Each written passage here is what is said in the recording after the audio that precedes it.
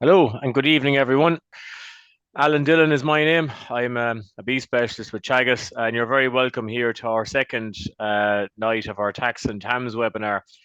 I suppose where this all came from was, I suppose, stemming from a perceived increase in profits on beef farms this year, especially those that are maybe in breeding systems or in dairy calf to beef systems. There is probably a lot of extra money around the farms this autumn, and it probably brings an opportunity for farmers to spend that cash maybe in some areas that maybe they've been thinking about investing in over the past while. So we thought we'd do a very detailed and I suppose intensive look at the TAMS 3 grants and what's available. Joining me tonight, I have Seamus Nolan, who is our TAMS specialist, and I also have Fergal Maguire, who's one of the DairyBeef 500 team, and he's going to be fielding the questions. So I suppose what we're going to do is Seamus is going to go through a presentation. He can start sharing it there in a minute. And I'd like everyone to know that there is a Q&A tab there at the bottom of the screen where people can put in their questions and we'll ask them at the end. So when Seamus is finished, Fergal's going to come on there and he's going to start asking the questions as they come along. So if you want to get your questions in, there's a very, very large number of people that are registered for this tonight. So if you want them answered, I suggest you try and get them in early as you see the relevant area that you want a question on appear on the slide, and we'll go through them as best we can. If there isn't all the questions answered, and the last night there was a huge number, we weren't able to get through them, we'll put up some of the support material relevant to the different areas of TAMS on the website, and you'll be able to sift through it yourselves. But we will try and get through as many as we can, but try and get them in quickly if you want your questions answered. And there is a tab there at the bottom. Okay, so Seamus, you're very welcome. Thanks for coming on, and I'll hand it over to you there. Okay. Okay, thanks, Alan. So basically, what I'm going to go through as it's called it there, an overview of TAMS, some explanations, maybe some clarifications, and maybe some pitfalls to avoid. So TAMS is basically the Targeted Agricultural Modernisation Scheme, and this is TAMS 3 that we're in now. There was a TAMS 1 and a TAMS 2 previously. So TAMS 3 is running from 2023 and will run the same cycle as all the other schemes till 2027 or so. In terms of, I suppose, the first thing is there's a lot of confusion out there as to what people are entitled to and you know, in terms of investment ceilings and what's available to them and what grant rate is available. So I'm not going to spend too long on this first slide here. So just to point out is that there are 12 schemes in total in TAMS, okay? And they are the 12 of them that are listed there.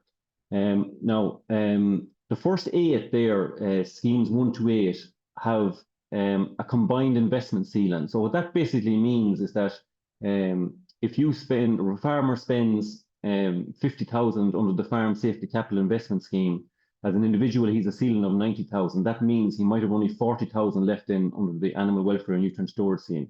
It's a combined ceiling for those schemes. The last 4 then have a ceiling of their own. Okay, so solar has its own ceiling, the low emission slurry spreading ceiling, the nutrient import storage scheme has its own ceiling, and the nutrient storage scheme. Now I'm just going to move on then to I've simplified that slide a bit. So I've taken out 3 schemes out of it, which you know would generally not be relevant to dry-stock farmers. So I've left in the most relevant ones. So the top 6 there then would have a combined investment ceiling. So it's 90,000 for an individual, 160,000 for a registered farm partnership.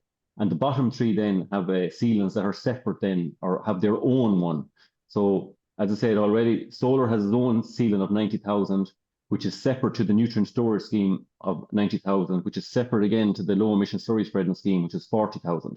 Okay, and you might ask, why have I left the dairy equipment scheme in there? And this is a dry stock webinar, but there's been a lot of interest in generators, etc., since the storm and springtime. And in order to apply for those, the ordinary farmer, as we call them, the non-young farmer, has to apply under the dairy equipment scheme for that. So we say if a farmer has applied for a generator or something under the dairy equipment scheme and he has spent 10,000 on that leaves them then with 80,000 to spend under the Animal Welfare and Nutrient Storage Scheme. Okay, So that's just, I suppose, a breakdown of this, of a quick breakdown of the schemes and the ceilings. And the other thing, I suppose, is the rate that's available. So you can see there from the slide that there's an awful lot of the schemes have a 60% grant rate. You know, so the animal welfare and nutrient storage scheme is at 40%. So that's what the non-young farmer will apply under for most investments in relation to animal housing, etc. Is under the animal welfare and nutrient storage scheme. So they get a 40% investment under that. And likewise, the dairy equipment scheme is at 40% as well. Now, the other point to note is that all the investments that are available under the animal welfare and nutrient storage scheme and the dairy equipment scheme are also available under the Young Farmer Capital Investment Scheme. So if you want to apply for a grant on a generator, we'll say, which is available under the dairy equipment scheme, you can also apply for that under the Young Farmer Capital Investment Scheme if you're an eligible young farmer. And that's a mistake that a lot of people make. They apply under the wrong scheme. So if a young farmer submits an application under the dairy equipment scheme for a generator, he's only going to get 40%. He's not going to get a 60% grant. He has to apply under the correct scheme. And nothing can be done once the application is submitted. The department can't change it in the background. You have to either suck it up or you have to reapply under the correct scheme. So that's just an important one. It's important to apply under the correct scheme. In terms of ceilings and grant rates, then I suppose we have different entities out there now that are applying in terms of registered farm partnerships, individuals, joint herd numbers, companies. So there's a lot of confusion out there as to what exactly people are entitled to, or what investment ceiling and what grant rate is available. Okay, so if you take the column on the left, if we take the entity that's applying, if it's a company or an individual. Now, this is a company or an individual who is not a young farmer, is not a women farmer. So the first thing is a company is treated the exact same as an individual. All right, we're all natural persons. A company is a legal person or a legal individual. So it is the same ceiling as an individual. It has 90,000 of a ceiling, and if it's a non-young farmer or a woman farmer, the grant rate there is at 40%. Now, I have an asterisk beside it. The 40% is for the animal welfare and nutrient storage scheme, etc. This everybody gets 60% under the safety scheme, the solar scheme, the nutrient storage scheme, organic scheme, and less. But the general grant rate is 60%. If it's a company or an individual that's applying, okay, and there is an eligible young farmer, or it is an eligible young farmer or woman farmer, well, they get 60% on 90,000 as an investment ceiling. Okay. But in terms of a company, the young farmer or the woman farmer there must have a 20% shareholding. Okay. Obviously, if it's an individual young farmer or woman farmer that's applying, they have 100% control. It's only where it's a company that they have to have the 20% shareholding in that scenario. Now, if you are a registered farm partnership, right, and you have one young farmer or a woman farmer, okay, entitled to 60%. And the investment ceiling then is at 160,000. Now, the first 90,000 there is available at 60%, and the balance is at 40%. Okay, if you have a registered farm partnership, and going back to that registered farm partnership there, the young farmer or the woman farmer must have a 20% share of the profits. Now, that's of a minimum. That's a minimum condition of setting up a registered farm partnership anyway. In order to set up a registered farm partnership, the young farmer in particular has to have a 20% share of the profits. Okay, so it's important that if you're applying under the woman farmer, that she would have a minimum of 20% as well. In terms of a registered farm partnership with two young farmers or two women farmers, 60% of 160,000, and they get all at 60%. So the 160,000 is at 60%. Okay, if you have a registered farm partnership with no young farmer or no woman farmer, right, the grant rate is 40%. And then, but the investment ceiling is still 160,000.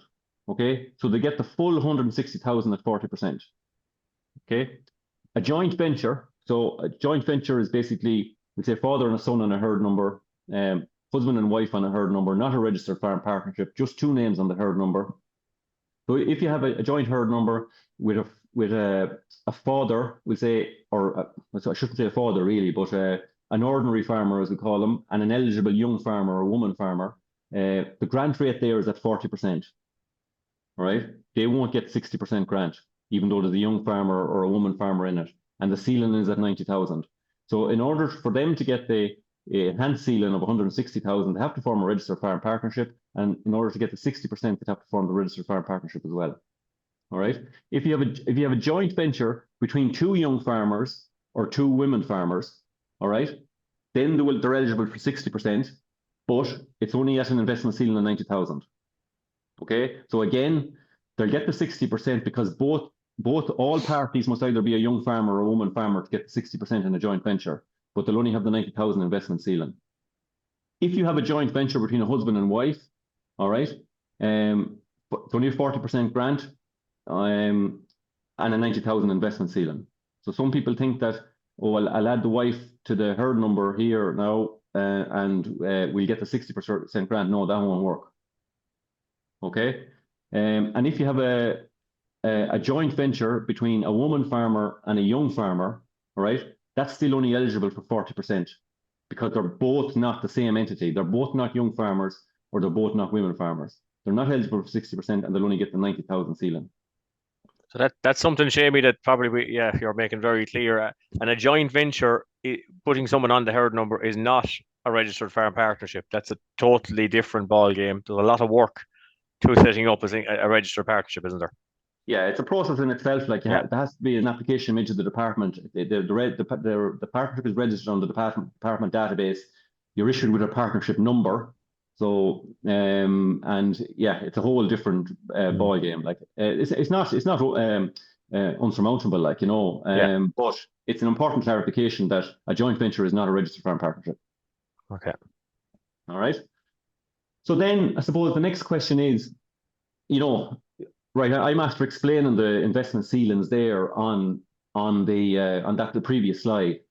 If you're still confused and you want to find out what your actual investment ceiling in is, if you actually log into your ag food account, right, and you go into the TAMS system, and even before you create any, and I said there's 12 different schemes there. Now they're all online bar one, the nutrient import storage scheme. The rest of them, there'll be a link for them there. There'll be a link for 10 of them, okay? Because the nutrient storage scheme is kind of subsumed into the animal welfare and young farmer scheme, etc. But there'll be 10 different links there for TAMS. If you go into any of those, this table will be at the top of the application, right? It's the top of the screen, and this is for an individual, right? So you can see here, we can see my pointer there. This table will tell you what your open investment ceiling is, right? So in this case, it was 90,000 for non-nutrient storage, not non-solar. Okay, so the less solar and nutrient storage is dealt with over on the right-hand side. So you can see there's 40,000 for less, 90,000 for solar, and 90,000 for nutrient storage. Okay, forget about the pig and poultry in the middle. Then if you have any investments or value application submitted, that'll be shown there. So this person has 29,000 submitted. Okay, the next line is the value of the claim submitted. So there's no claim submitted, there's an application submitted, but there's no claim, and that there's no payment made. Okay, so they essentially still have the remaining investments balance is still 90,000 in this case. That 90,000 at the bottom there won't change until there's a payment there. Okay, and we'll see that in the next one. So this is the one for a registered farm partnership now. Okay, so and we'll just focus on the where it says, where the green one that's highlighted there. So the open investment ceiling is 160,000. The value of applications submitted is over 182,000. There's 89,000, almost 90,000 of payment claims submitted and paid. Okay, so that means now once they're paid, that comes off the investment balance. The investment balance is 70-odd thousand left in this scenario. Okay. How often is that updated then, Seamus? Is that as soon as the payment is approved, or? Yeah. And as soon as you submit an application, that'll update automatically, you know. Okay. Yeah. It's linked to the whole system, you know. So it's a useful piece of information there anyway. Yeah. Now, if we move on a bit maybe to general eligibility criteria, and the basic eligibility criteria for TAMS are quite basic, like, you know, so, 5 hectares on a BIS application prior to submitting an application. So we'll say once you submitted your BIS application in 2025, you're eligible to apply. If you were a brand new herd number, right, in 2025, you'd have to wait until your BIS application was submitted before you could make a TAMS application, and it'd have to be over 5 hectares on it. Okay, you have to have a department identifier, which in 99% of cases is a herd number. If we go into the equine investments, then there is, like, some investments are linked, Okay. What I mean by that is that for an equine investment, you have to have equines on the holding, obviously, right? And the thing there is 3 equines declared on a census. For a tillage-related investment, so obviously there's lots of pieces of equipment and facilities in relation to tillage. In order to be eligible for those, you have to have 15 hectares of tillage crops on a BIS application.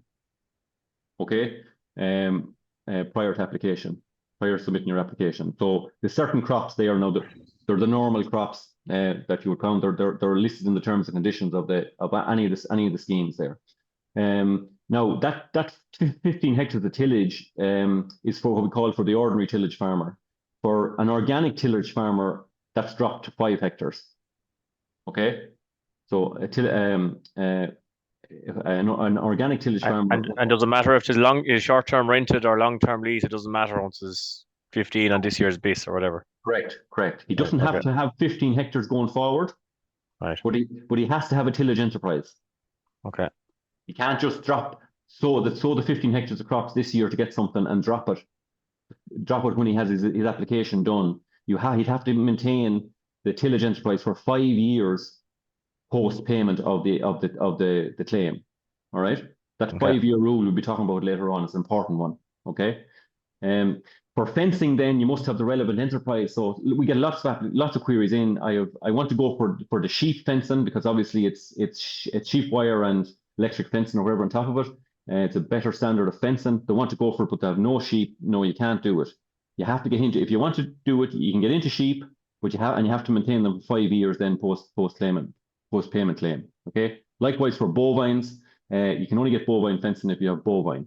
To qualify for the low emission slurry spreading scheme, you have to have your nitrates figure, we'll say to keep it simple, had to be less than 170 prior to export. So that rules out derogation, and you can't be in a derogation. So derogation people and people who go over 170 and export to stay out of a derogation, they're out of it as well. Okay, because it's based on the. What about Seamus then? Do you know the way the rules have changed for those who are mandatory using LESS? It's people I think over 100 kilos this year. Is it? Are they still eligible to apply for LESS? Yeah. No. The original terms and conditions rule them out. Right. On that basis. Yeah. So once you went over 130 there, the previous year you were ruled out, and then to 100. But the minister changed that in the middle of 2024, and he changed it, and he let everybody apply that were less than 170. Yeah. So that's the change. That's an important one. Yeah. Okay. Yeah.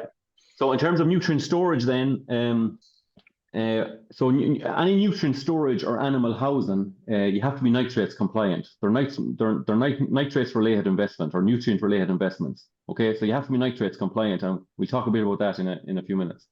The other one then for milking equipment, which might probably not applicable to anybody on the webinar here now, but they have to have 10% storage over and above what they need. Okay. And it's a maximum of 120 cows or 160 if you're a young farmer. Okay. Plus, just to add in, if you're a young farmer, there's an expansion clause there that you can't expand over 160 cows for 5 years.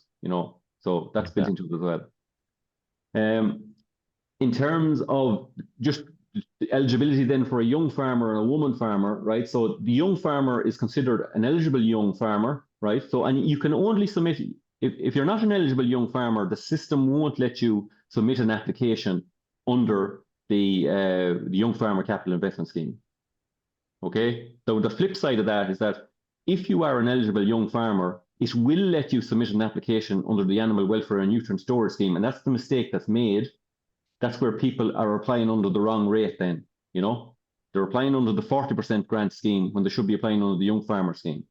So the Young Farmer Capital Investment Scheme has to be less than 41 at the time of submitting of the application, right? It's not the time of approval or anything else. It's eligibility is determined on the day of application, right? So if he's less than 41 at the time of if he submits the application before he turns 41, he's one step of the way there, and he or her has to have been set up within the previous 5 years.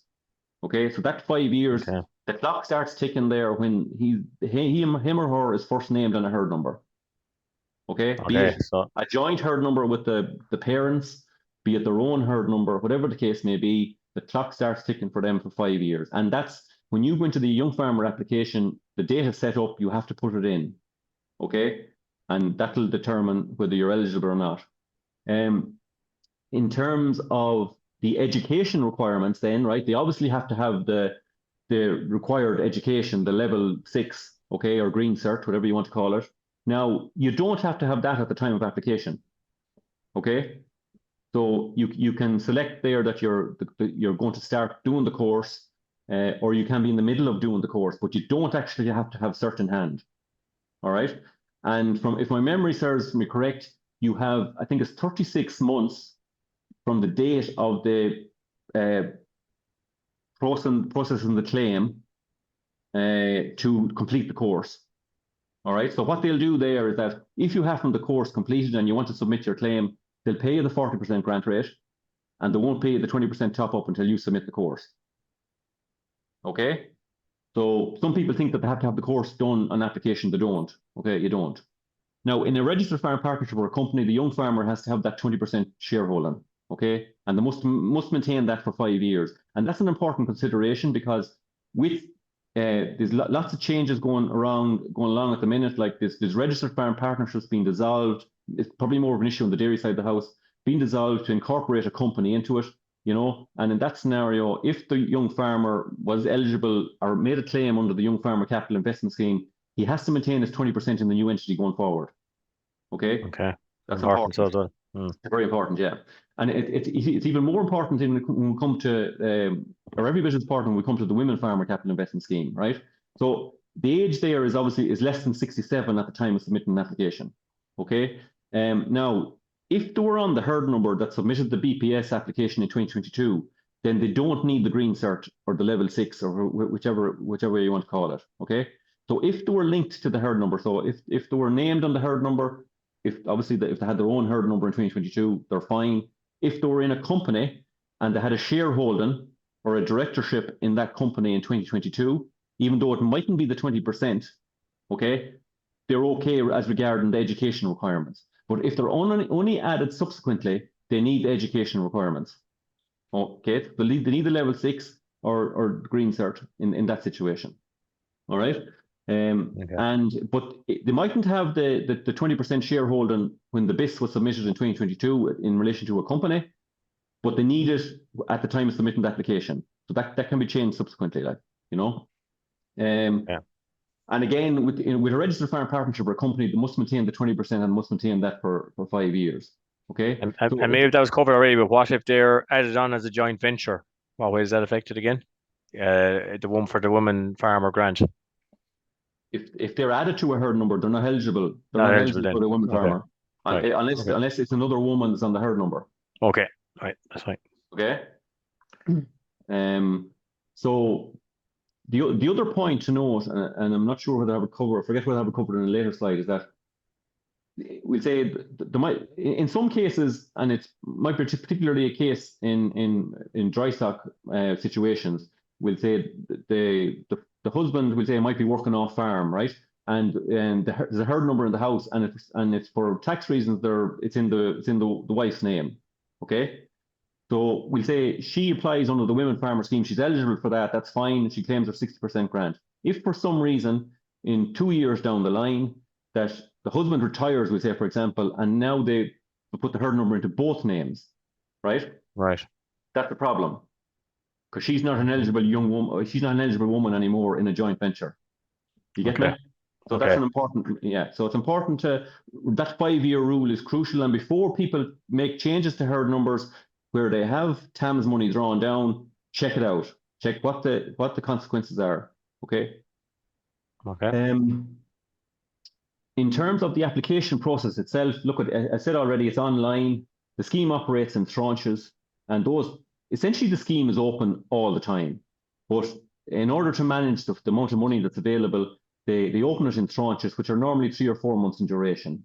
So what happens is the last tranche opened there on the 6th of September, and it closes on the 5th of December. All right. So that once the tranche closes, the department will process all those applications that they got at the same time. So it doesn't matter whether your application was submitted on the first day of the tranche or the last day of the tranche, they're all going to be processed at the same time. There's no benefit of being in the first day, okay? It's not first come, first served.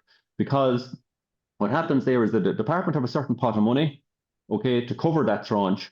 And we'll come to it in a minute. If the scheme is whereas all tranches up until now, everybody has got approved, but the minister announced from the September tranche on, I think it was, ranking and selection will probably apply. So we'll come to that in a minute, okay? Yeah.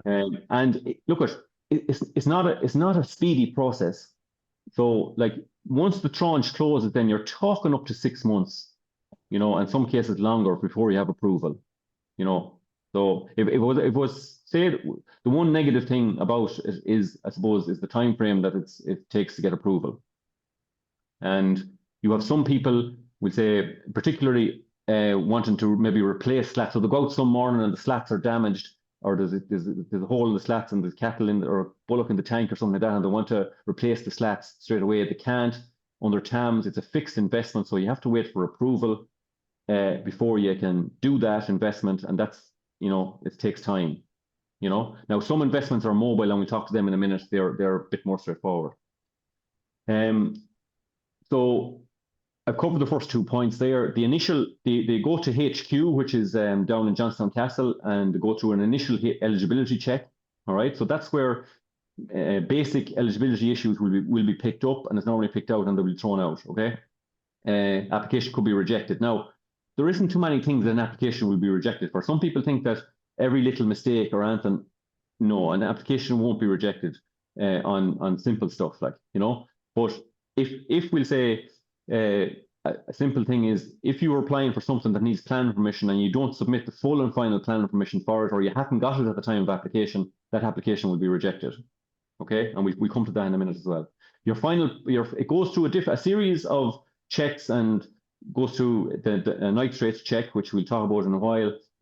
It goes through ranking and selection, and finally then it comes to your HQ check. You can check it on the system. It'll say ready for local office check-in. So it's in the local office then for approval at that stage, and you know, it's up to the local office then to give it the final stamp. And at that stage, then you could be inspected, you may not be inspected. You know, there's obviously inspections along the line of this as well. So as I said, ranking and selection, if the tranche is oversubscribed. So as I said, the department have a certain pot of money to cover this scheme. That's why it's divided into tranches to manage the money. So they have a certain number of millions or whatever it is to cover the tranche that closed in September there. If it was oversubscribed, which they're probably saying it will be, this ranking and selection will come in. Now, there was a bit in the media going back during the summer there about the TAMS was running out of money, that not all applications were going to be approved. Now, I will admit that there's a lot more applications gone into TAMS 3 than there did TAMS 2. And the pot of money probably hasn't increased to the same level. You know, there might be twice as many applications. The pot of money probably isn't twice as big as for TAMS 2. But ranking and selection was there in TAMS 2 also. Mm-hmm. Okay, so what happened was in TAMS 2, the first few number of tranches for the first 18 months or so, everybody was approved. Then they realised that an awful lot of applications in, and there was a potential running out of money here. So that ranking and selection kicked in for a number of tranches in the middle of the scheme. Then they realised that there was a lot of applications that were approved that there was no follow-through on, right? So that money was coming back into the system. So at the end of it, ranking and selection didn't apply either.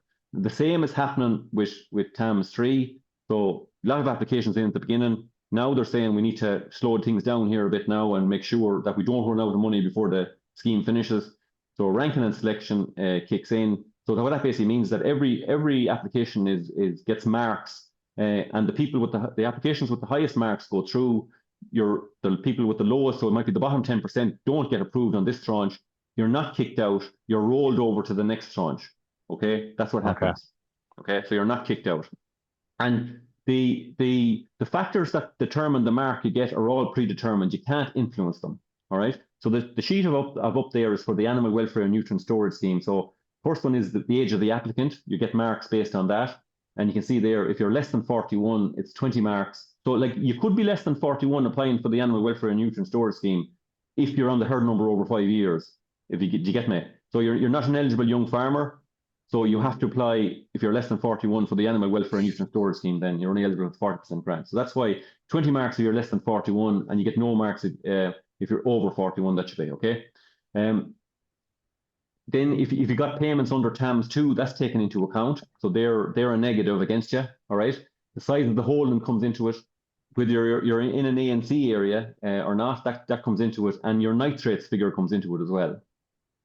All right. Okay. So they're all predetermined. There's nothing you can do to influence those. Okay. Now, I suppose there's a couple of schemes we'll have a quick run through in relation to, I suppose, a few clarifications. And the most important one, I think, here is the nutrient storage scheme. So this was the new scheme that was announced in January by the minister. Okay. There's a lot of talk in media about this new 60% scheme that was going to come for nutrient storage, and eventually it came and was launched in January. All right. So it's an 60% investment scheme for everybody now. Everybody is eligible for 60% under this, whether you're a young farmer, old farmer, whatever the case may be. Everybody is eligible for 60%, and it has its own dedicated ceiling. All right. So prior to this, prior to this scheme, so if you applied last year under the you were looking for, I would say, you were applying for a slat shed, okay, with an underground tank to go with it, okay. All that, we'd say, for an individual, right? They had a 90,000 ceiling to cover the shed and to cover the tank, okay. So the two investments had to come out of the 90,000 ceiling. With this, the nutrient storage scheme now covers the tank and the slats, okay. So you have 90,000 to do that, and you still have 90,000 to put the shed over it. Okay. Okay. Now, for an individual, an ordinary farmer will say they'll get 60% on the tank, they'll only get 40% on the shed, right? Okay. A young farmer will get 60% on the tank and potentially 60% on the shed, okay? Now, the big benefit here is for registered farm partnerships, right? They have a full 160,000 to spend on storage, right, at 60%. And they also have, provided they have no other investments done, 160,000 to put the roof over it, okay? With potentially, if the young farmer in that registered farm partnership, the first 90,000 of that had 60% and the balance at 40%. Okay, so it's very important that people realize that is there. You know, now the downside of it is that if you had completed a tank and a shed in 2024 before this scheme came out, right, or if you had applied before, we say in 2024 before this scheme was announced, and you got approved and you're going ahead with that investment, well, that's all, that tank, etc., is all taken out of your original 90,000 ceiling. It's not taken out of this nutrient storage scheme ceiling because you didn't apply under it. Okay. Okay, so you'd have to have applied under the nutrient storage scheme, and those investments, we say, when you go in, see this 60% symbol here, they're all pulled out under the Animal Welfare and Nutrient Storage Scheme or the Young Farmer Scheme, whichever scheme you go into, and they are identified using that 60% symbol there. So it uncovers. So it's when you go into Ag Food, you won't see a separate link for the nutrient storage scheme. It's kind of subsumed into the Animal Welfare and Nutrient Storage Scheme, the Organic Scheme, the Women Farmer Scheme, and the Young Farmer Capital Investment Scheme. All right. Okay. So don't be looking for a link for the nutrient storage scheme. Those investments are filtered out of those schemes that I mentioned into their own scheme. All right. Now, and it covers 4 main investments basically: mass concrete tanks, including precast tanks. So that's your tank under your shed, and you can get the slats to go with that as well at 60%. All right. Geomembrane blind stores, overground circular slurry stores, and manure pits. Okay. So they're the main investments that are covered there. And let's say this says nutrient storage. How far up does this cover then? Is it covering as far as the slat? The slat is included in that, is it? Yes, you can apply for the slat on the nutrient storage scheme. Yeah. Right. Okay. So normally and we see it in a few minutes. I have a sort of sample costings done on a shed with the old and the new costings. But we say a shed is broken down into its component areas. So you have a roof slatted area. You have a roof feed passage. So the cost of the roof slat area includes the cost of the slats. Okay, so you have to, if you're doing an application for a shed and a tank and you're putting the slats along with the tank, you have to deduct the costs from the roof slat area then to Okay. and we'll see that in a minute. Yeah, just I don't want to overly complicate it, I suppose really. Okay, so as I said already, the top right hand corner of the screen there shows this your nutrient balance is given there, right, over on the far right. And it only applies to applications submitted from the 23rd of January. There's no backdating of the rate or the new dedicated ceiling. And if you were already approved, I said that already, prior to January 2025, or you had an application submitted prior to January 2025, then you might want to consider reapplying to get the higher rate for 60%. Okay. Okay. And the higher ceiling. Now, so currently we get a lot of queries in relation to planning permission, etc. So currently, as things stand today, it's written in the terms and conditions that you either need a declaration of exemption or full planning permission required for all nutrient storage at application, and it's the same for animal housing as well. No matter what you need, investments that need planning permission, you have to have the full and final planning permission at application stage. It's not the initial grant. All right. It's not the initial grant. So if I apply for planning permission today, all going well, and there's no objections or submissions, or they don't look for further information, I get an initial grant after 2 months from the local authority, right? That's not just an initial grant. So then in the next month after that, there's an opportunity for people to appeal that to An Bord Pleanála, okay? Okay. And if there's nothing goes to An Bord Pleanála, I get my final grant after that 3rd month. Okay, so you need that. And if you submit an application that requires planning permission without that final grant, it'll be rejected from Johnstown Castle when it goes in. Okay. Okay. Now, the other thing is I suppose that you must be compliant with the minimum storage requirements for your holding at the time of application, right? So we'll talk a bit about that in a second. And for nutrient storage, slurry storage, animal housing, and all that, compliance will be checked for all applicants for nutrient-related investments, that you are compliant, okay? And if you're not compliant, so it's important that there's a check done before you submit an application to make sure that you are compliant. And some people can use outwintering, right, as a means of storage, I suppose, as such. Okay.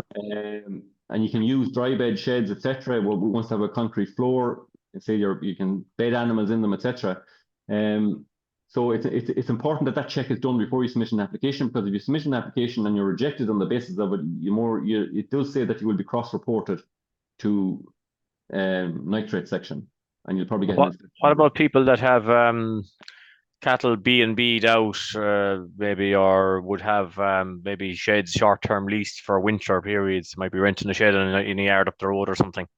To be quite common. Problem. Yeah. So the B&B animals aren't in your herd. Mm-hmm. So they're not counted against you, right? They're counted in the fellas who has them in his herd, like. Okay. You know? So we'll touch on that in a second. And the rented shed, if you have a rented shed that's not on your BIS application, mm-hmm. right? You have to have that for 5 years on a 5-year lease from the date the claim is paid. You know. Right. All right. Yeah. Now, just continuing on in the nutrient-related investment, so it relates to animal housing, storage, and milking machines.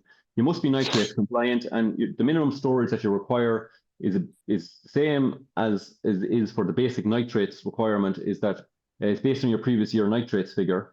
So, Alan, you mentioned earlier on about people over 100 and over 130. So from January 2025, anybody who was over 100 the previous year, they need what's called full storage, right? Now, full storage can be a combination of slatted tanks, dry bedded sheds, whatever you need to meet the requirement. For people who are less than 100, can use what's called reduced storage or outwintering. Okay, so you can say that I have X amount of cattle or sheep outwintered on the holding, and the balance then are housed in the sheds, like, you know. But all that detail has to be provided as part of the application. And the period of assessment is the most recent completed winter. All right. So the department have their winter end date is early May. All right. So what they do is they take the 1st of December and they count forward 22 weeks. So 22 weeks is the longest storage period in the country. So it's in Donegal, Cavan, Monaghan. Okay, right. So that's the longest storage period. The So they count forward 22 weeks from that, and that brings you up to the 3rd or 4th of May. So if an application is submitted, we'll say if I submitted an application on the 10th of May 2025, right? The most recent winter is completed, so it would be in the winter of 24-25 that would have been counted there, okay? In terms of the stock numbers, that's the stock numbers that they would be looking at for that winter. If the application was submitted on the 20th of April 2025, the most recent winter is not completed at that stage, so it would be the winter of 23-24 would be looked at in terms of stock numbers, okay? So that's what they call the most recent winter. And you have to provide, on the application, you have to provide a start date for winter housing. So that date can be any date between the 8th of October and the 1st of December. And that's where the previous 1st of December comes in. So if you put on the application that the start date is the 1st of November, right? And we say you're in zone B, which is 18-week storage. The department then go back and they look at your AIM system, right? And they'll count the animals from the 1st of November for that winter for 18 weeks, and that's what they base their storage off. Okay. And existing storage facilities have to be provided as part of the application. Now, I suppose there was a good bit of talk recently about reference costs, and they were updated, and there was a lot of talk about them in the media, etc. And what I've really done, I suppose, is I've gone through a straightforward 4-bay shed with a creep area at the back of it.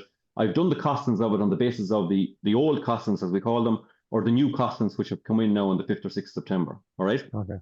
So the first thing is, don't be worrying about, I know you can't see the dimensions. It's just to show you the sort of a shed that I was talking about. An open-sided shed, 4 bays, an 8-foot deep tank with a creep area at the back. So if we look at we say it's divided into 2 main investments for TAMS purposes. Okay, so the top investment there is the tank, right? And then you have the shed. The shed is the bottom half of the investment. All right. So if we look at the tank first, so under the previous costings or the old costings, right? And you can see there, I've included the slats and the manhole covers. So there's different components to the investment. So the main investment is the mass concrete tank. So you have the tank, then you have the slats, and you have the manhole covers to account for in the costings for that. All right. So under the old costings, that tank was coming in at about 30,000. Okay. Under the current costings, the new costings, it's coming in at just over 32,000. So there's a modest enough increase there of 2,224 euros on that tank. And the total grant available, because everybody is available, will get that at under 60%, is there's about 1,000 euros of a difference there in the cost, 18,000 versus 19,374. Okay, if we move over to the shed, then right. So the shed, this table kind of shows the different component areas that the shed is costed on as well for TAMS purposes. It's not just a shed. You have to break it down into the different areas for cost purposes. So we have the roofed feed passage, right? So that the open-sided shed has a 2.4 meter, normally a 2.4 meter overhang, right? But you have to measure to the stanchion on the animal side and inside of the shed. So the feed passage was 9,000 on the old costings, roughly 10,000 on the current costings.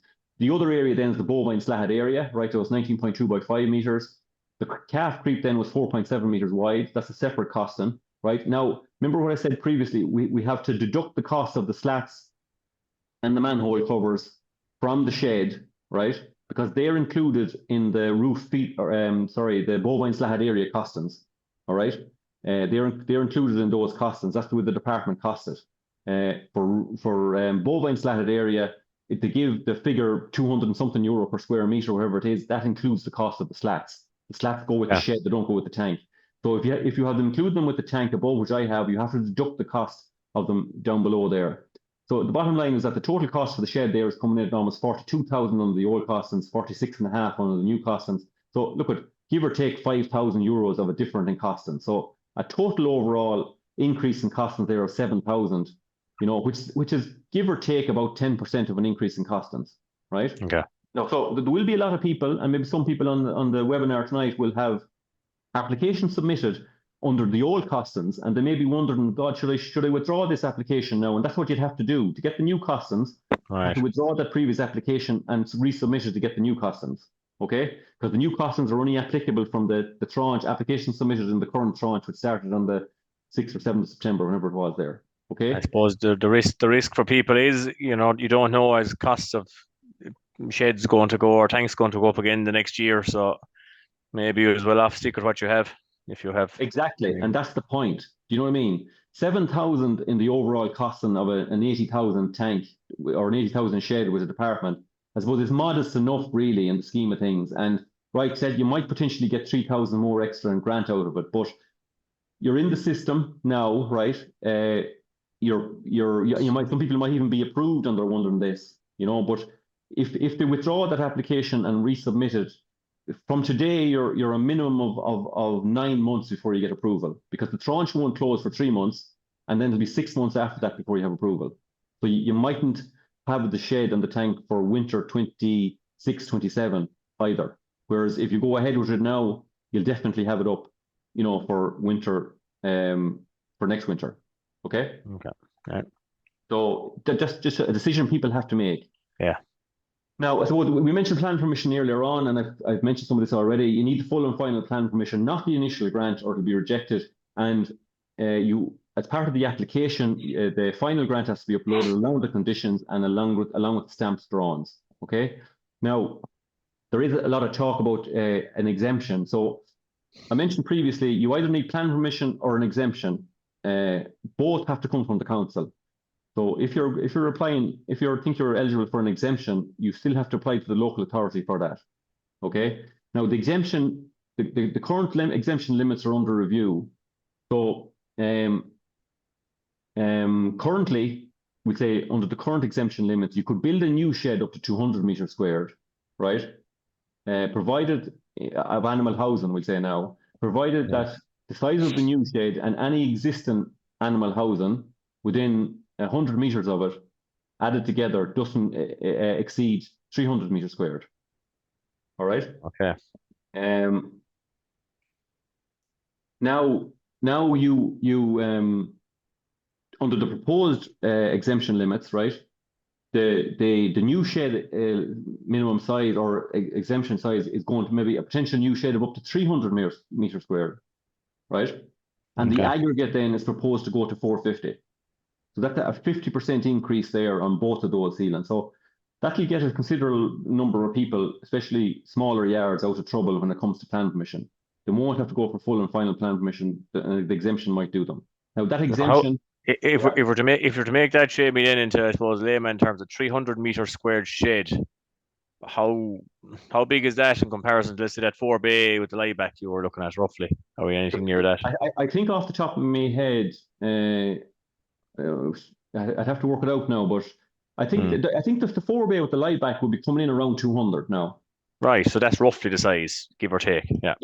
I think now it was 19.2 by 10, so that's 20 by 10 is 200. Yeah. That's not. Okay. I think in going back to when we were at these before, the overhang used to put them over maybe the 200 square meters.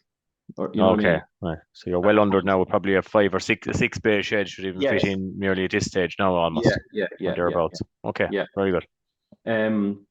So and then there's a new exemption for slurry storage up to 1,000 cubic meters. All right, so that's substantial, and that will get a lot of dry stock farmers out of trouble. Okay. Now going back, the exemption still has to be issued by the local authority. It's a shorter time frame. I think you'll have your answer within 8 weeks. Right, whereas 12 weeks for planning, and there's no objections allowed. Nobody can object to this. Okay, so that's a big thing for people. Okay. All right, that's probably the big thing, yeah. Okay. Yeah, and this I suppose is supposedly going to be signed into law very, very soon. All right.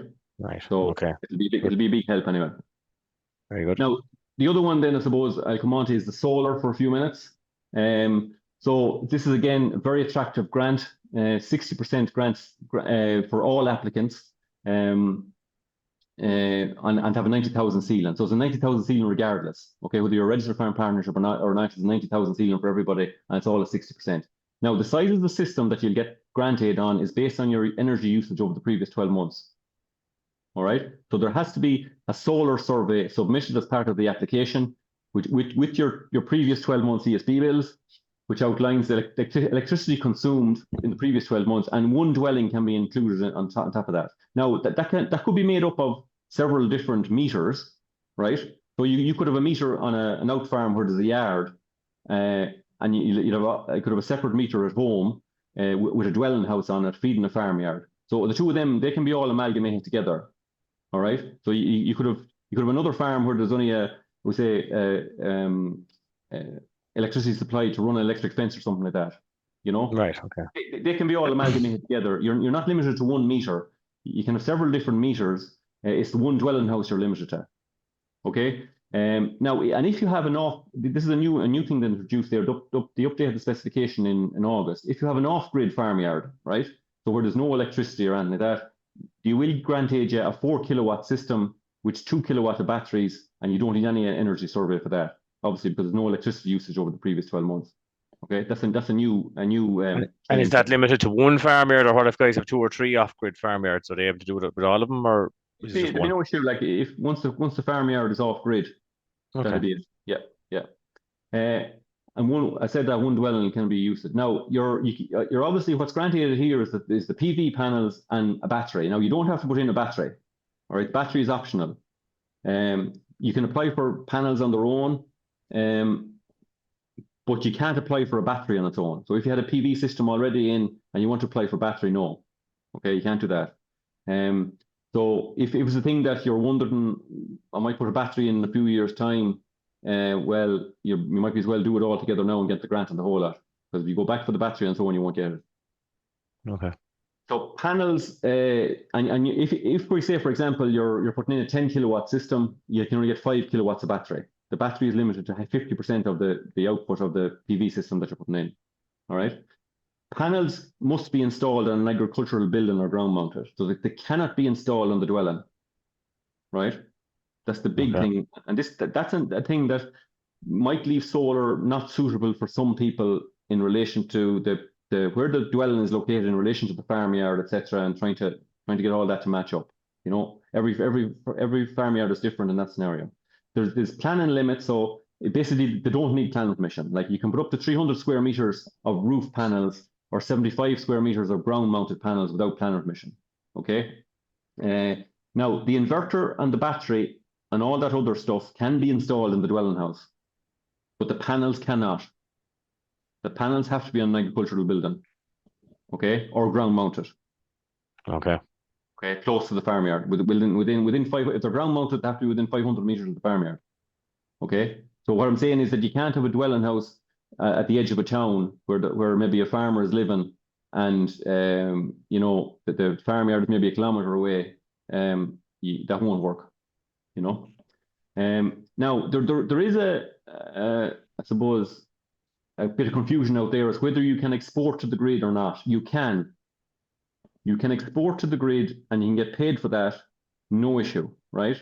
But the thing here is that your initial system that you will apply for TAMS on, or you get approved for TAMS on, it can't be sized to enable you to export a pile of stuff to the grid. Okay? That's why that comes back to the energy survey.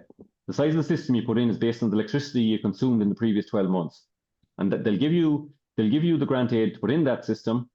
And it's just the nature of solar generation is that you can't physically consume all the electricity that's generated by the solar when it's actually generated. So it has to go somewhere. Okay. So the obvious thing for it is let that surplus go to the grid and you can get paid for it. But your system can't be oversized and get TAMS on it.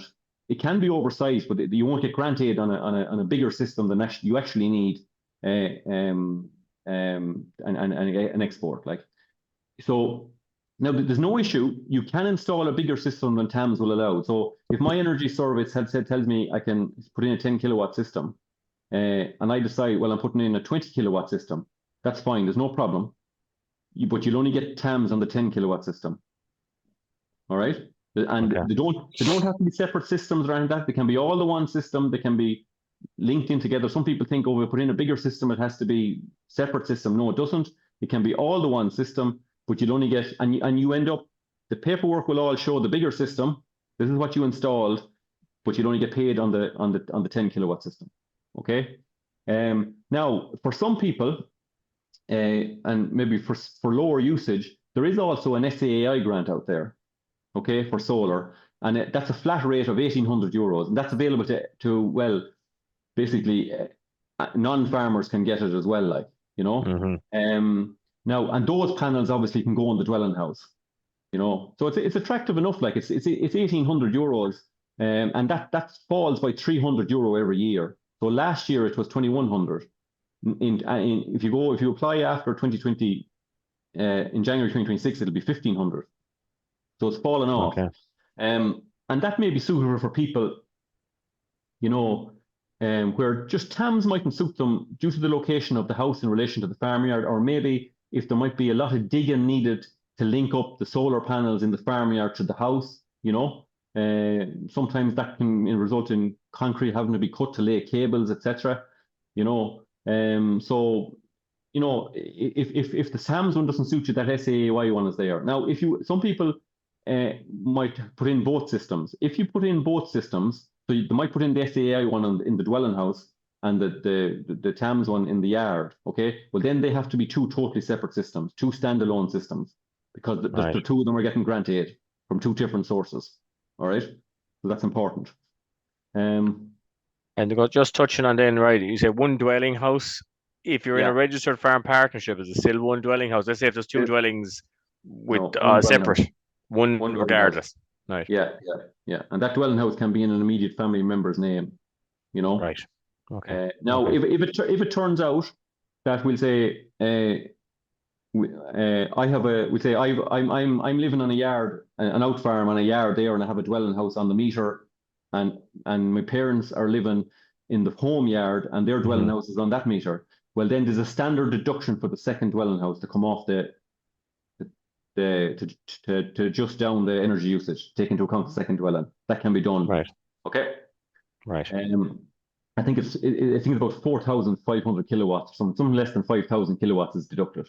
Okay. Okay. So everybody then, in relation to health and safety training, it's a requirement, and when it comes to claim stage, that you have to have this health and safety training done. Now, this is in most cases, this is separate to the level 6 or the green cert, whatever you want to call it. So it's basically a half-day health and safety training course. They're ran, you know, they're very easily get on one of these now online. They're ran online maybe by private companies 2 or 3 times a week. We run them ourselves in local Teagasc offices. We've ones coming up locally in Roscommon, Castlereagh, and Longford over the next few weeks. So for somebody, it might suit them to do it in person rather than going online. But I suppose it's only a half-day course, and it must be submitted with the claim. Now you have to have the course.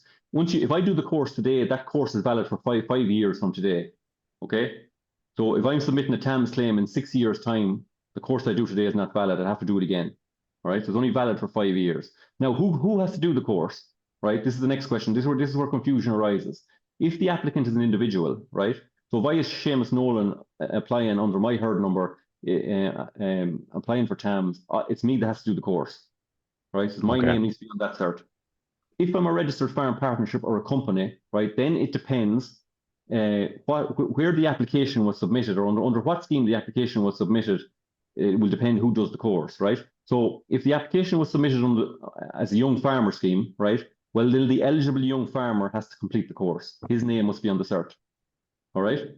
Now, if that young farmer has completed the green cert in the previous 5 years, that will cover him. Okay. But there would be lots of eligible young farmers, we'll say, who are only on the herd number in the last 5 years, but they could have the green cert done 10 years ago. Do you know what I mean? Yeah. The green cert won't cover them in that case. All right. It's only you have to have it completed in the previous 5 years. If the application was submitted on the women farmer scheme, it's the woman farmer must complete it. Okay. If it's a registered farm partnership between a woman farmer and a young farmer, either can complete it, either or. Okay. If it's a company, right? So it's an ordinary company, we'll say, the farm manager can complete it, or one of the directors.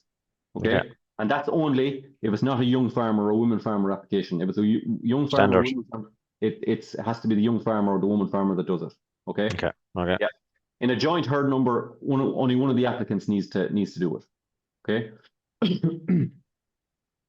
Now, another important point here, and where some people get caught, is the financing of equipment. Okay. So we try and skip through these. I know we're probably under a bit of pressure for time. It's important here that equipment cannot be financed by a third party. All right, either a hire purchase or a lease. You can get a bank loan for it, no problem. And the thing here is that the payment must pass through the bank account of the applicant. All right. So if I buy a slurry tanker on the hire purchase, right, that money never goes through my account.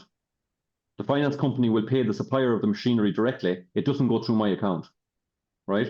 So there's no trace of that payment then through my bank account, Right. And the money has to go. I just say to people, I could rob the bank in Castlereagh tomorrow, right? And I could lodge that money to my account and write a check out for the slurry tanker. Then they don't care where the money comes from once it leaves your account and it's traceable from your account. Okay. Okay. So And what typically, just for people that wouldn't be familiar, is the financing method that most machinery companies or dealers use? What is it typically they offer? Is it hire purchase or leasing?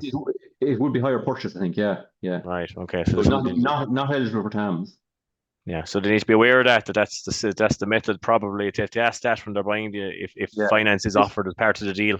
This 0% finance thing won't work. Right. You know. Okay. Yeah. It has to be. You can get it. You can go into your bank and get a loan for it. Yeah. The loan will be lodged to your account, and you write the check out for the machine or pay for it by card, whatever you want to do. Then the money is moving through your account. All right. And the investment must be fully paid for before the claim is submitted. No outstanding balance. So we see some people getting caught with that. They owe the builder or whoever it is might owe them 10,000, but they submit the claim anyway. That won't work. Okay. Okay. Then the other area where people get caught in is paying for it from wrong bank accounts. Okay, so if I'm an individual, right, the payment must go through my bank account. Okay, it can go through a joint account with another person. So it can go, if my wife has a joint account with me and that's the account we use for farming, that's okay, provided she's not a farmer. Okay, if she's a farmer, that's a problem. Okay, and we'll come to that in a second. So it can only go through a joint account with another person if the other person is not a farmer. So an example there, husband and wife not farming. In the case of a registered farm partnership, and people have to, I suppose the majority of people that are listening on the webinar tonight are probably farming as individuals, right? Yeah. But there are more and more registered farm partnerships and companies and stuff like that coming into the system. People have to realize that if you form a registered farm partnership or you form a company, well, you're not the applicant anymore. The registered farm partnership is the applicant, or the company is the applicant, right? So you have to bear that in mind. And in the case of a registered farm partnership, the payment has to come from the registered farm partnership bank account. Okay, not your own individual bank account, the registered farm partnership bank account. Okay, in the case of a joint herd number, it should come from the joint farming account, or it can come from an account of one of the individuals. All right. In the case of a company, it should be paid from the company account. Okay. So some people who form companies fail to make that distinction between who's farming now. Am I farming or is it the company? The company is now the farmer if you're farming as a company. You're managing the farm or you're the director of the company, right? But the company is the applicant. So it must go through the company account. And payment cannot pass through the joint account with another farmer unless it's a registered farm partnership or a joint venture. Now, an important one here is that, and I mentioned it previously, you could have a husband and wife, right? Or more than common or not, it's a husband and wife scenario, right? Both have two herd numbers, so a herd number each, okay? But they're farming through one bank account. That's a problem. Okay. And we have people that have got caught with that. Okay. So the registered partnership is fine, or joint venture, but they're not. Yeah, they cannot be separate. Yeah. Yeah, if they are they're essentially two farmers out of the one account, that won't work. Even though they're husband and wife, it doesn't matter. Okay. Right? There's a question mark then over who is actually paid for this. Is it the husband or is it the wife? Okay, You so it's know, a very, very important point for everyone to note. yeah, and we have numerous cases where that has been a problem. So in that scenario, the husband can pay for it if the husband is the applicant and he has an account of his own, a current account. The wife mightn't even know about it, but he Hmm. has to pay for it out of that. Do you know? Okay, okay. Okay. The other thing that people mightn't realize, and a lot of dealers don't realize it as well, that if you were buying a new piece of equipment or even a bulk tank or something like that, you can trade in an existing piece of equipment against it. So the example there is that, and you still get the full TAMS on the full price of the new piece of equipment. Okay, so the trade-in is treated like a deposit. Okay, and it must be like for like. So I can't. It has to be if you're buying a new tanker, you have to be trading in a tanker again. You can't be trading in a round baler against a tanker or something like that. You Right, know, okay. it's like for like. Okay. And can it be any size of tanker? It doesn't matter if it's a 12, 1100 gallon one and you're buying a No, 2,500. It doesn't matter. Okay, no. So we okay. say majority of people considering buying a new tanker might have an old tanker sitting in the yard. There might be no attachment on it. It's just a splash plate, right? And they're going for low emission now at the minute. They can trade in that tanker against their new tanker. So we say that the cost of the new tanker is 30,000, right? Your man gives them 5,000 for the old tanker, right? So he has to pay him 25,000 plus the VAT, wherever way it goes. The applicant will still get the grant on the 30,000. Okay, even though he only writes out 25,000 out of his account. All Okay. right. But it's important that people realize that. But the trade-in has to be documented on the invoice. All right, to show the discrepancy between the cost of the tanker. Like if the dealer gives you an invoice for 30,000 and there's no mention of the cost of the or the trade-in on it, right? And you only pay him 25,000. Well, then there's a discrepancy which isn't explained on the invoice as to why there's a difference here. Okay, so once it's explained on the invoice, there's no problem. Okay. Okay. Okay. Another quick clarification: mobile versus fixed investment. So if we look on the top right hand corner of the screen there, all investments are classified as either fixed or mobile. Now, before I go any further, the department's definition of fixed versus mobile investments has no bearing on whether VAT can be claimed back on it. Some people think that because an investment is deemed as fixed by the department for TAMS purposes, that VAT can be claimed back on it. That's not the case. Revenue have their own definition of what is fixed and what is mobile and what can be claimed VAT back on. All right, that's an important clarification as well. So in terms of mobile equipment, it'll be, if you look at the terms and conditions, that it'll be listed as fixed or mobile. Also, if you go into the application, this little symbol here shows it as that little cog shows it as mobile equipment, or fixed equipment is shown by the house down at the bottom there.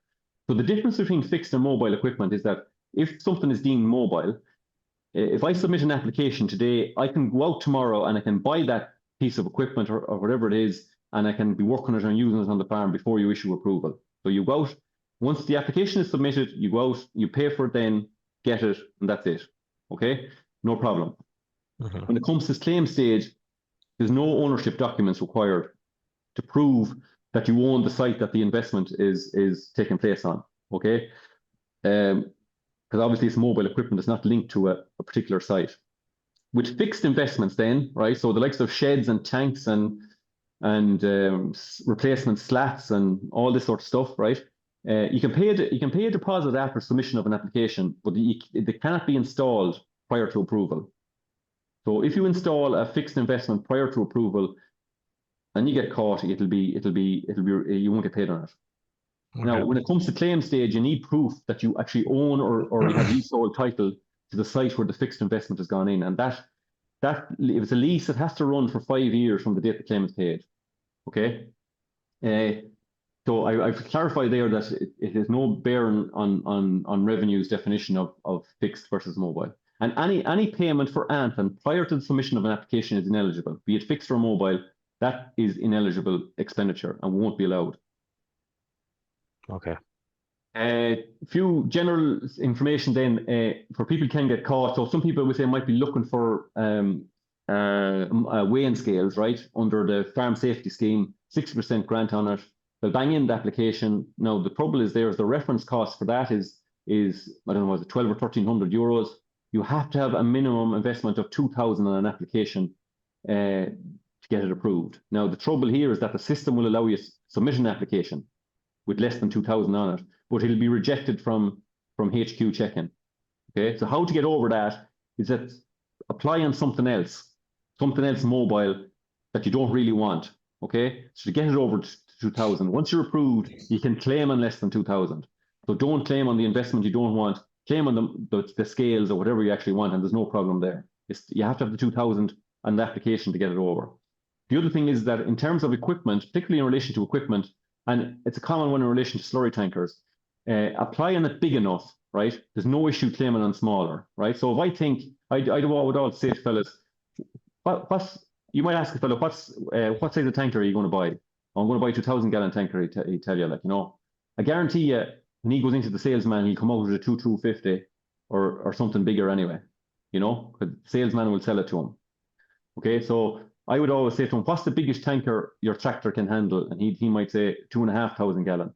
Well, I'd apply on the 2,500 gallon tanker and the associated attachment, right? At least if he turns around and he does buy the 2,000 gallon tanker, there's no problem. You claim on the 2,000 gallon tanker and he's covered in the costs. Right. Okay. Now, if he did apply on the 2,000 gallon tanker, right, and ends up buying the 2,500 gallon tanker, there's no problem with that. You can submit the claim for the 2,500 gallon tanker, but your approved cost is based on the costings for a 2,000 gallon tanker. So you're losing out on the costings there. So if you're in doubt, apply for it big enough. Okay. The other thing is in relation to car day investment. So this is where the structural steel required for, especially in relation to tanks and silo walls, etc. They are classified as car day investments. So you have to give the department 5 days notice before you start pouring concrete. 5 working days notice. That's important. If you don't do that, and it wasn't a required investment, I think it's a 5% penalty, automatic 5% penalty. You know. So, but what I would do there is that if you think the builder is coming in 3 weeks' time or whatever, I'd submit the car day now. You know, because what the department will do, the department official, if you're going to be inspected, will make contact with you and say, look, will you give me a ring the day before? I have to inspect you there, or you're going to be inspected the day before you're pouring the concrete, and we'll sort it out then. But I want you have them notified, okay? If you're running tight on time, you can. In general, approvals last for 12 months, right? You can apply for a 6 months extension, but you need proof of intention to proceed before they'll grant you the extension, and that's usually in the form of a deposit. And going forward, a deposit from a supplier on its own is not good enough. They'll look for proof the deposit went through your bank account. In a lot of cases, they're looking for that now. Okay? Right. So they're actually looking for proof that you actually paid the deposit. If it's a case of a fixed investment, you'll look for pictures that the job is underway as well, right?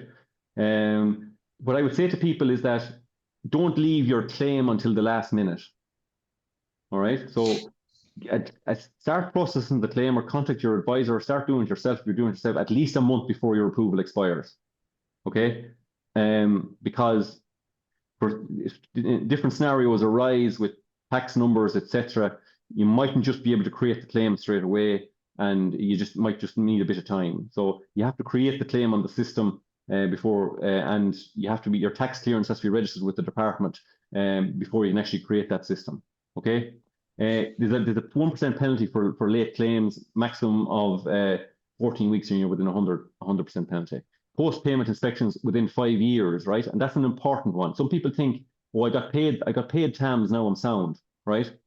You can have a post-payment inspection for 5 years from the date of payment of the claim. Okay, and that's to ensure that the investment is being used for the purposes that it was granted.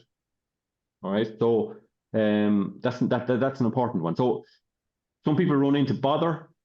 We'll say they might get an investment on a shed, and next thing they decide 2 years later, I'm getting out of farming. I'm going to lease the place to somebody else. That's a problem. Do you know? It's not a problem if it's not generally not a problem if it's your son or your daughter that's taking over the place. That's succession, right? But if it's going to a third party, it's potentially an issue. Okay. In relation to receipts, etc., the receipt much matches the name and address on the application. So this is important when it comes to a shed or investment going up on an out farm, right? A lot of times the invoice is the address that's on the invoice is the address that's where the site is. Okay, The delivery address can be the address of the site, but the name and address must correspond with what's on the herd number or the partnership. All right, that's important. And look, it doesn't have to be in everybody's name. So if there's 2 names on the herd number, they can be just in one person's name, etc. And it must contain the serial numbers and the dimensions of the investment. In terms of tolerances, then, for when it comes to buildings, sheds can be built smaller but not bigger. Okay, because you have planning permission for this structure, there's a small tolerance in relation to a meter in relation to completion of shed. But you can't build the shed any bigger than you got planning permission for, really. Okay. It's the opposite for tanks. You can't build the tank smaller, but you can build it up to 50% bigger. So people need to ensure that if they have TAMS approval for a 4-bay shed that's 22 meters long of a tank, that it's built a minimum of 22 meters long. Okay, and the corresponding width, etc. You know, they're not always built. They're not always built to the drawings. Like that tank could be, we'll say, a couple of feet shorter for some reason. If it's a couple of feet longer, it's no problem. But you know, they usually vary a little bit in terms of what they are. Now, if you do find yourself in that scenario that your shed is a bit bigger or your tank is out, your tank is smaller, if you go to your local authority before you submit the claim and submit revised drawings and ask them to certify that this is okay, it's not in breach of plan permission, the majority of them will not force you to go through the full plan permission again. They'll just give you a letter to say, we acknowledge your revised drawings.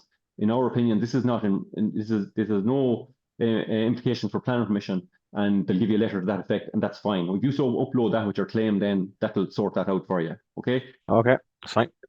Yeah. It's important then that the dimensions of the completed structure are measured. So don't assume that your tank or your shed are built as per the drawings.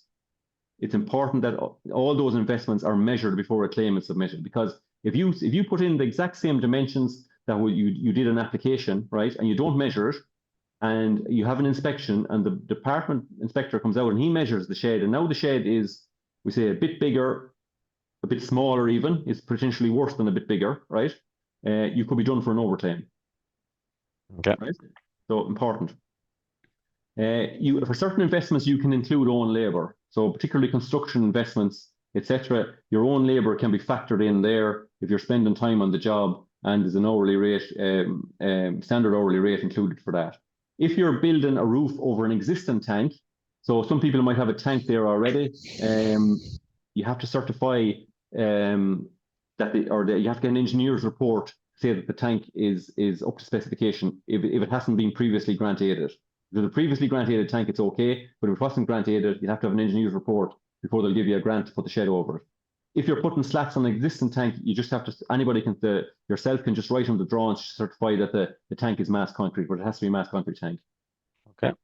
In terms of sub-investments and that, you can, if you're unsure, we'll say, particularly in relation to a tanker, whether you're going to apply for a shallow injection attachment or a trail and shoe attachment, right? So you can't get the tanker on its own. You have to apply for an attachment to go with it. So you can apply for, we say, the shallow injection attachment. I would always advise them to apply for the more expensive one. If they turn around then and they buy the trail and shoe, that's not a problem, because the mobile slurry tanker with attachment is the main investment. That's the one highlighted in green there, right? These are all sub-investments underneath it. So at claim stage, you can claim for the trail and shoe instead of the shallow injection. All right? But make sure you claim on the trail and shoe. That's what you bought. All right? You cannot, we say, apply on a mobile slurry tanker with an attachment and trail on an umbilical system, because they're two separate main investments. Okay? Okay. Now, we're nearly there. So very briefly, some technologies, I suppose, that are available to dry stock farmers under the schemes. And look at, I was trying to get a count on how many different investments are there. There's hundreds of different investments that are available through TAMS. It's nearly easier to tell people what's not available than what is available. But these are some of the technologies that are out there, I suppose. You can get grass measuring equipment, calf rearing equipment for anybody who's rearing calves. So that's your automatic calf feeder or the calf feeder or the mobile ones as well. You can get a GPS fertilizer spreader, but you cannot get the GPS unit on its own. Okay, as a grassland farmer, you have to get the fertilizer spreader with it. You can get seeders and mulchers. You can get solar-powered nose pumps for out farms. You can get solar electricity. You can get health and fertility monitoring. So some larger suckler farmers might be considering putting in the collars on the base station and, you know, for heat detection, etc. You can get wood chippers, which are common or popular enough after the storm there, and obviously rainwater harvesting is there as well. In terms of under the farm safety scheme, you can get electronic tag readers, fixed cattle enclosures and races. They're very important, you know, or very common or popular, I should say, and obviously available at 60% under the farm safety scheme. Mobile cattle crushing, penning and scales, all available at 60%. Aeration systems to put into a tank. So if you have a shed with an internal agitation point, the department are adamant they will not give you a grant to do anything with that shed, put solar panels on the roof of it or any of that, if there's an internal agitation point with it, or if the shed is in a common airspace with if you have a shed that has no internal agitation point, but it's in common airspace with a shed that has an internal agitation point, they won't give you a grant to do anything, okay? But they will give you a grant to remove the internal agitation point or put in an aeration system to eliminate the internal agitation point, etc. You can get calving cameras, and another popular one then is the bale slice. Other technologies, I suppose, that people mightn't think of is the generator is still there. People think that was only funded under the scheme after the storm. It's not. It's still available for everybody under the dairy equipment scheme. If you're rearing calves, you can get a water heater under the dairy equipment scheme. The solar is there and the low emission slurry spreading. Very briefly, some common errors or issues, and I've covered a lot of these already. Applying under the incorrect scheme or entity. Right, so that's applying under the Animal Welfare and Nutrient Storage Scheme at 40% when you should be applying under the Young Farmer Capital Investment Scheme at 60%. Right, that's a common mistake. You don't hit the minimum 2,000 ceiling investment. Right, that'll be an automatic rejection. If you claim on the incorrect dimensions or amount, and that's discovered, that's an issue. Or payment from the incorrect bank accounts. If you do any expenditure before application, it's ineligible. People get caught leaving it too late to generate claims or create applications, right? In terms of applying for stuff as well. If you leave it to the last minute, sometimes it can be little bits of technicalities creating applications. So you need to do it, I'd say, a week beforehand. Don't leave it to the last minute. If you have incorrect ownership or lease documents for fixed investments, right? That's for the site of the fixed investment.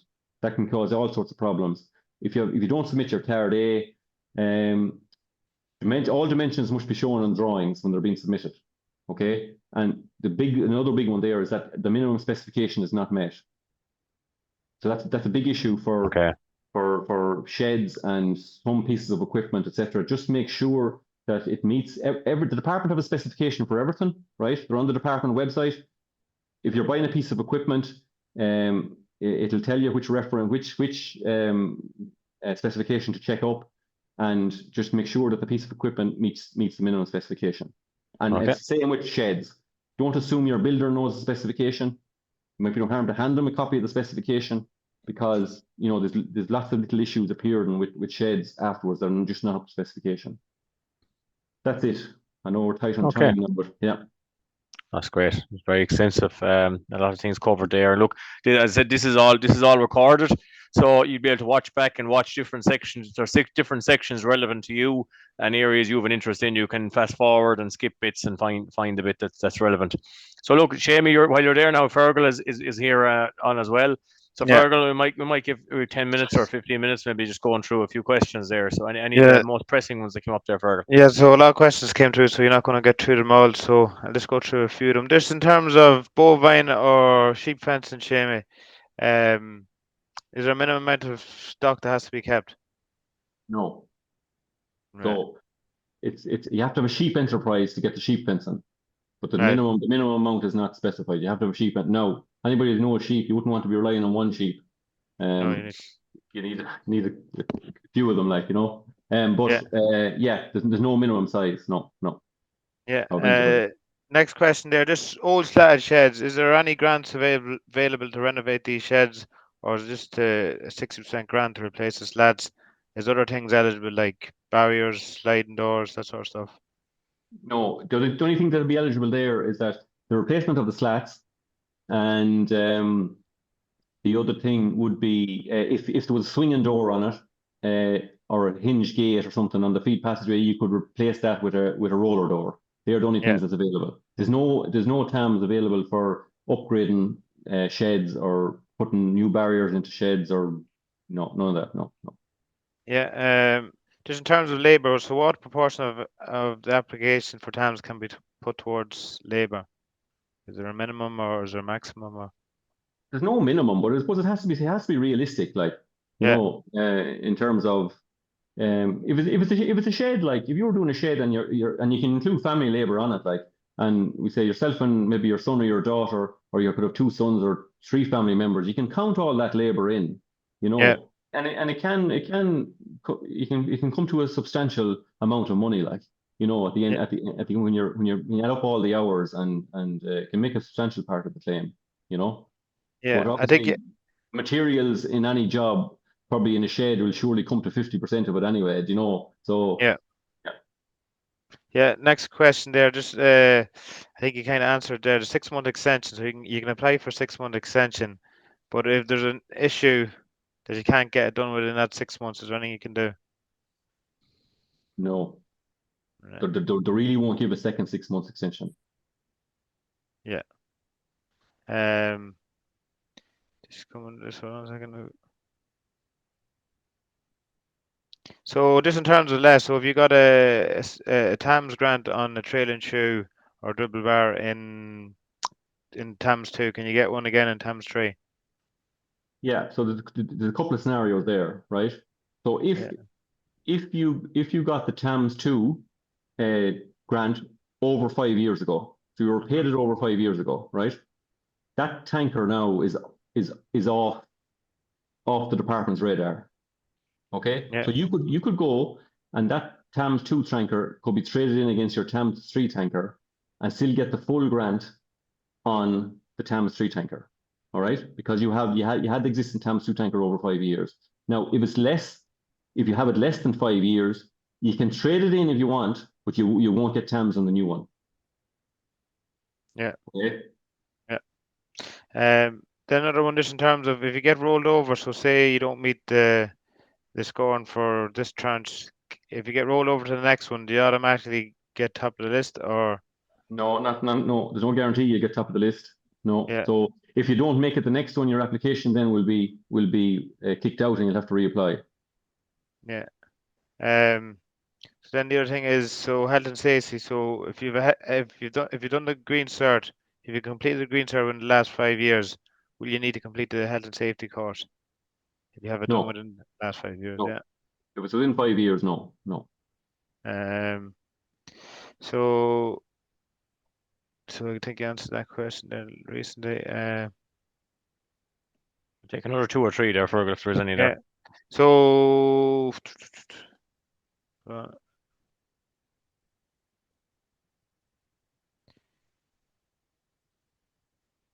the measurements, is it internal or external measurements when you're measuring the shed?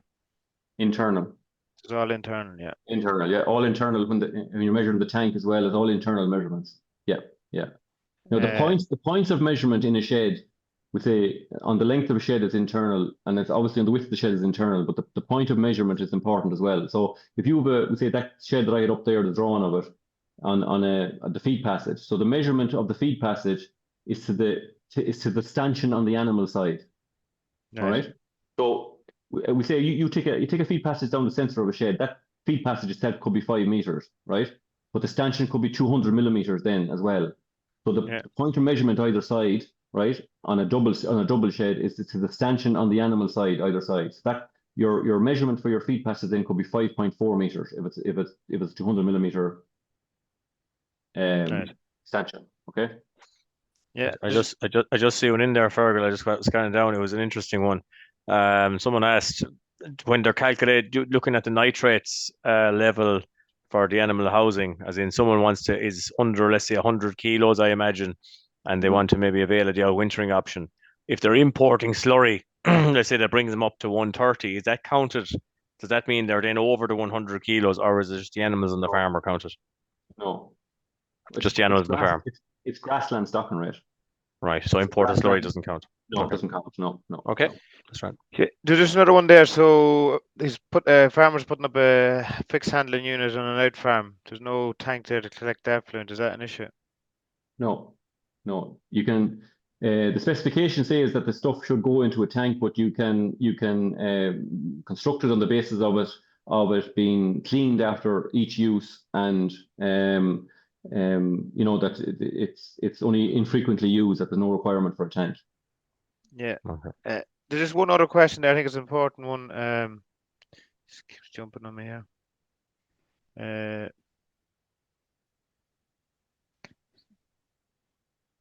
Just in terms of ranking, so if the criteria for ranking and selection doesn't suit, I'm 53, and in derogation, is there much point to playing, or is there a chance that they won't go down that road yet? So it probably means will they go on towards ranking yet, or?